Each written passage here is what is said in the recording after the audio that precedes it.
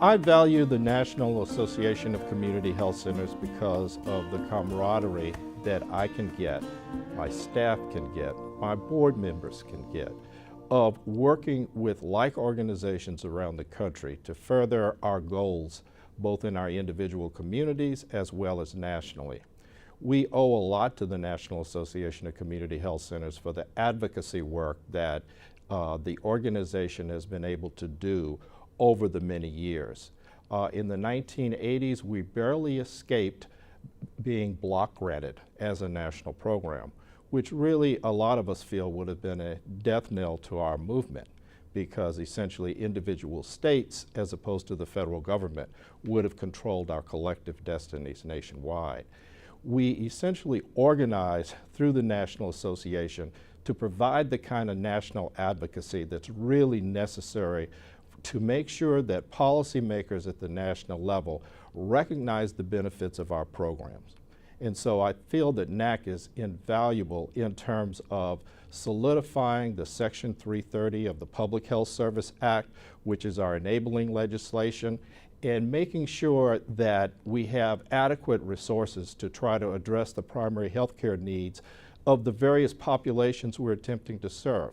We're trying to reach some of the hardest to serve populations in the whole country. They don't come much harder than migrant farm workers or homeless people in some of our urban city cores, or some of the very, very low income people like we serve in our organization that live in public housing projects that are the home of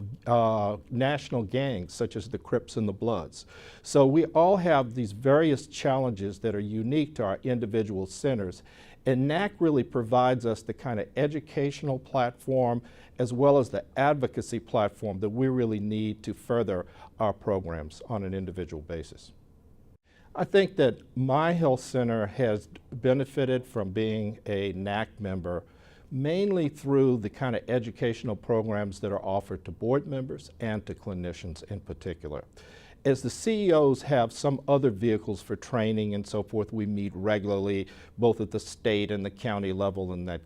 that type of thing. But NACHC really offers the kinds of in-depth educational sessions, particularly at the Community Health Institute, which we know is the CHI meeting nationally. That is really invaluable. Also, when we travel our people to the Policy and Issues Forum, the P&I Forum, each year, usually in February or March in Washington, D.C., after the President has released the national budget for the year,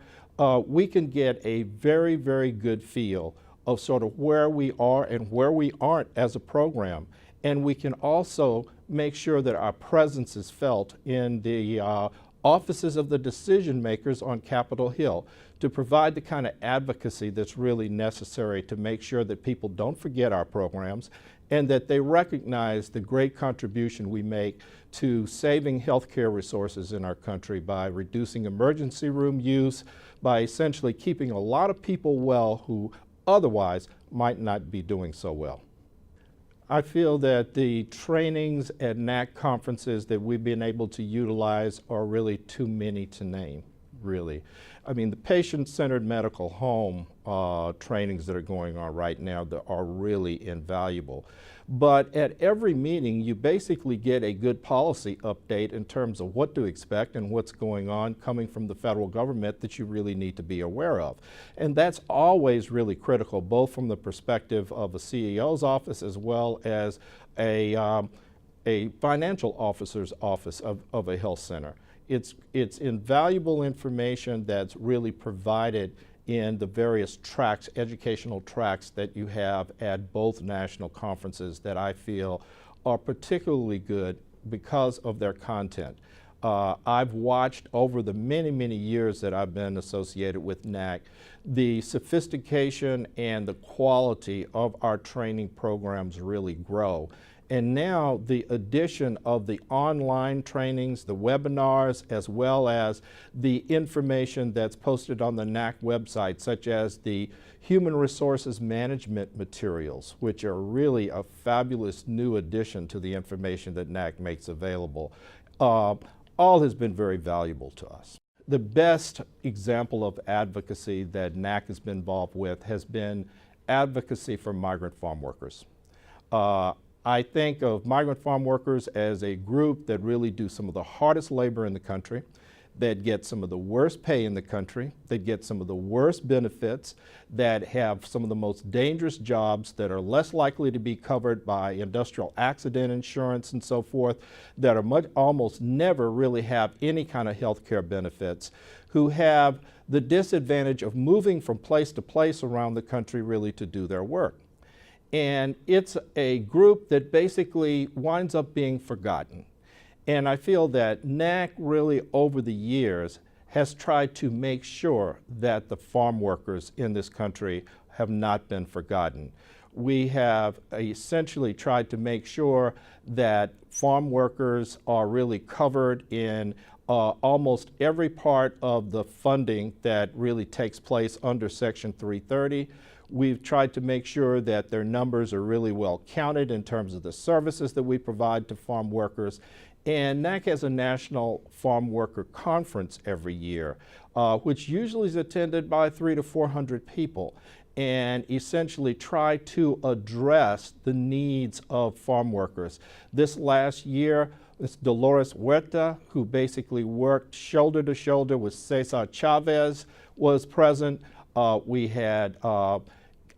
Kathleen Kennedy Townsend, Robert Kennedy's daughter, present, and essentially had some very,